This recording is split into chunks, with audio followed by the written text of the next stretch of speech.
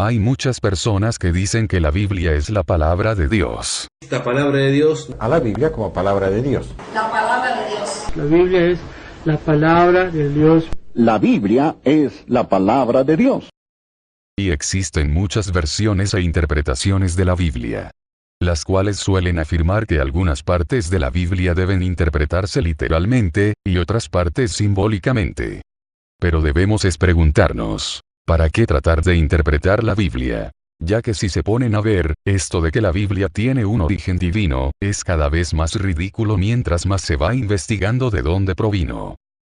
Está compuesta por escrituras hechas por diversas personas en distintos lugares, a lo largo de varios siglos, y recopilada por líderes políticos para manipular y unificar esa religión mitológica llamada cristianismo que fue surgiendo en el Imperio Romano. En esa época se escribían muchos mitos, profecías, normas, historias populares, etc., que muchas veces no eran escritas por las personas que presenciaron los acontecimientos descritos. Así que obviamente muchos de ellos se contradecían, y el cristianismo se mantuvo dividido y desorganizado por mucho tiempo. Esto hasta que en el siglo IV de nuestra era, el emperador Constantino I, asignó a Eusebio, un obispo de Cesarea, que reuniera las escrituras que se consideraban valiosas en el cristianismo para que el emperador pudiera presentarlas a las nuevas iglesias que él estaba construyendo en la nueva capital Constantinopla. Eusebio cumplió con su trabajo y reunió numerosa cantidad de libros que él consideraba que reflejaban el cristianismo. Eventualmente el Imperio Romano se terminó dividiendo a finales del siglo IV, y en el Imperio Romano de Occidente, el Papa Dámaso I asignó a su secretario Jerónimo de Estridón que juntara y tradujera al latín las escrituras sagradas que se ajustaran a los ideales de la Iglesia Católica Romana. Comenzó en el año 382 mejorando las traducciones latinas existentes del Nuevo Testamento, y luego con el Antiguo Testamento, completando su obra en el año 405. Esta compilación y traducción al latín, hecha por Jerónimo, se le llamó la Vulgata, y fue el texto bíblico oficial de la Iglesia Católica Romana por muchos siglos, la cual la usó para ayudar a mantener un control político en los países occidentales, conduciendo a periodos atroces como las Cruzadas y la Inquisición. Todo texto que existiera acerca del cristianismo y que no se ajustara a la Biblia, se ordenó que fuera destruido. Solo unos pocos textos sobrevivieron, a los cuales se les llamaron evangelios apócrifos. A lo largo de muchos siglos se fueron realizando muchas traducciones, reformas y revisiones de la Biblia hechas por varios concilios ecuménicos convocados por la Iglesia Católica para reunificar las distintas tendencias cristianas. Aunque cabe aclarar que no existe un consenso universal acerca de cuál es la versión definitiva de la Biblia. Listo. ¿Dónde está la intervención de Dios en la creación de la Biblia? ¿Será que en las mentes de los que escribieron y seleccionaron esos textos? ¡Qué conveniente! ¿No creen? Cualquiera puede decir ese tipo de cosas, pero eso no lo convierte en verdad. ¡Recibamos, como se merece, al Rey de Reyes y Señor de Señores, Jesucristo hombre!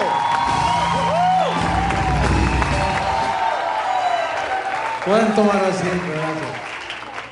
I'm Jesus Christ, man, the second coming of Christ. I am. The Old Testament speak about me clearly, and the New Testament also. Pero haciendo eso a un lado, supongamos que Dios existe y que realmente Él escribió la Biblia, y que Jesucristo fue el verdadero Hijo de Dios. ¿No hubiera sido mejor que colocara cosas extraordinarias y útiles, que con su infinita sabiduría podría fácilmente haber impresionado a muchos escépticos?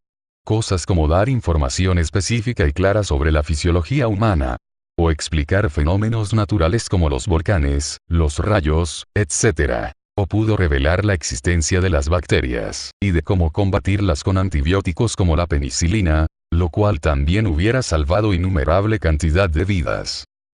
Pero no.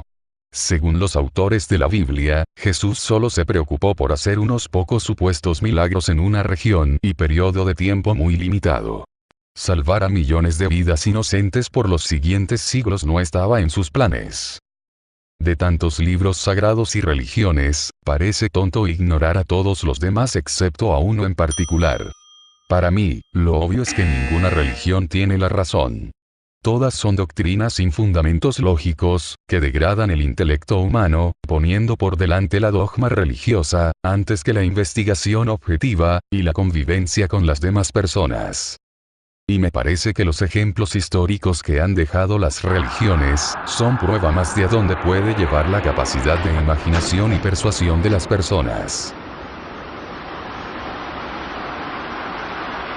Hay que aceptarlo. La gente es crédula. Especialmente los niños. Y los fanáticos religiosos y políticos saben muy bien cómo aprovecharse de eso para lavarle el cerebro a la gente.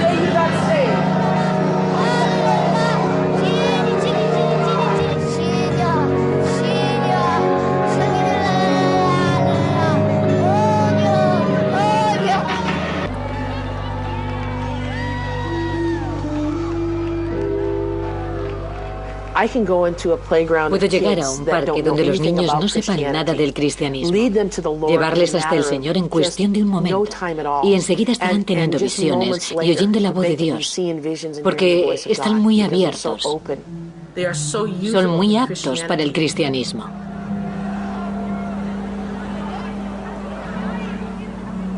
Si observamos la población mundial, un tercio de los 6.700 millones son niños menores de 15 años. Un tercio. ¿Con quién deberíamos esforzarnos? ¿Dónde deberíamos centrarnos? Te puedo decir dónde lo están haciendo nuestros enemigos. Se centran en los niños, reclutan en los colegios. Si entras en Palestina te puedo enseñar algunas páginas web que te estremecerían y te mostraría fotografías de cómo llevan a esos niños a campamentos, igual que nosotros llevamos a los nuestros a campamentos de la Biblia, pero les dan granadas, les enseñan a colocarse cinturones bomba y les enseñan a usar rifles y ametralladoras. No me extraña con esa clase de formación y disciplina tan intensa que esos jóvenes estén dispuestos a matarse por la causa del Islam.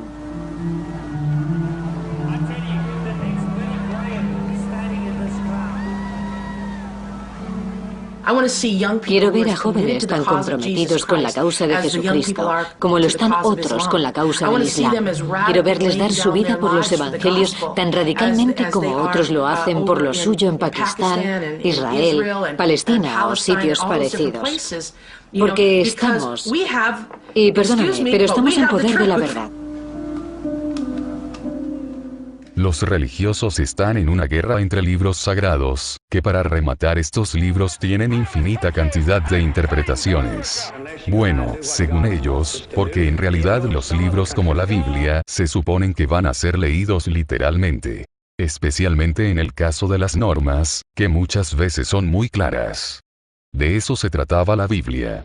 Una recopilación de escrituras míticas para mantener a una sociedad controlada. Es decir, todo hombre tiene la obligación de cumplirla porque procede del Creador de todos. La fe absoluta en un libro sagrado abre la posibilidad de que pueda interpretarse de maneras que puedan ocasionar mucho daño, y divide a las personas de una manera que hace imposible llegar a consensos de paz. حتى يقاتل المسلمون اليهود فيقتلونهم. I had a young man who was about to go crazy over a woman. He was about to kill himself, you know. I said, that kind of passion you should have for God. I said, turn that to God and see what happened. Según entiendo, la mayoría de los cristianos prefieren interpretar la Biblia de una forma más metafórica que literal. ¿Pero para qué? Está bien claro que la Biblia es solo otro libro supersticioso más que fue escrita y recopilada por personas que convenientemente afirmaron que fue inspirada por Dios para persuadir a la gente. We've decided the Bible is the Word of God. We don't have to have a general assembly about what we believe. It's written in the Bible. Entonces, ¿qué nos queda? Aun si escogieran creer en un Dios, ¿no sería más sensato hacerlo sin estar creyéndole a lo que digan otras personas acerca de lo que Dios les dijo? Que hasta lo más probable es que estas personas estén conscientemente tratando de manipularlos, o estar repitiendo lo que otros ya le metieron en la cabeza, o estar incluso locas.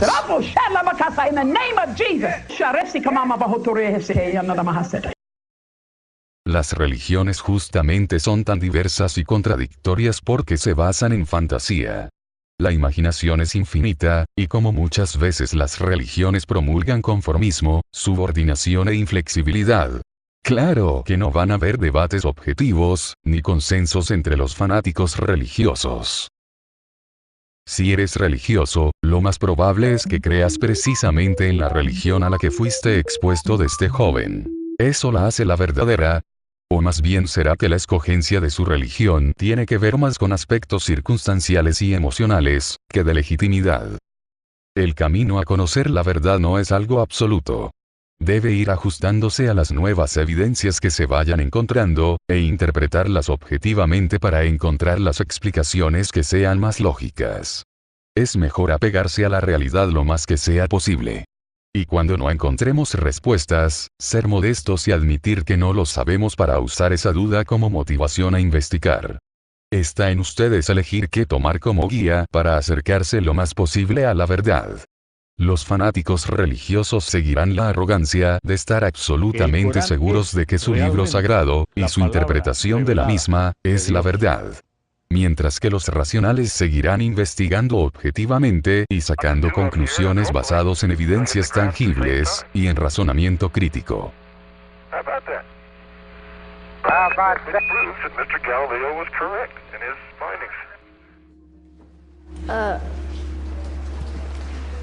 I haven't got much to say. I just wanted to talk about belief in God, and I've had a hard time doing it.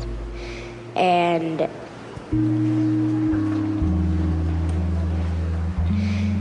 it's just really hard to do this.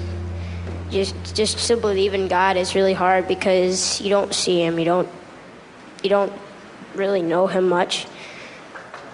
Sometimes I don't even believe what the Bible says. It makes me a faker. It makes me feel guilty and bad because God has always talked to me about that, and I kind of rejected him.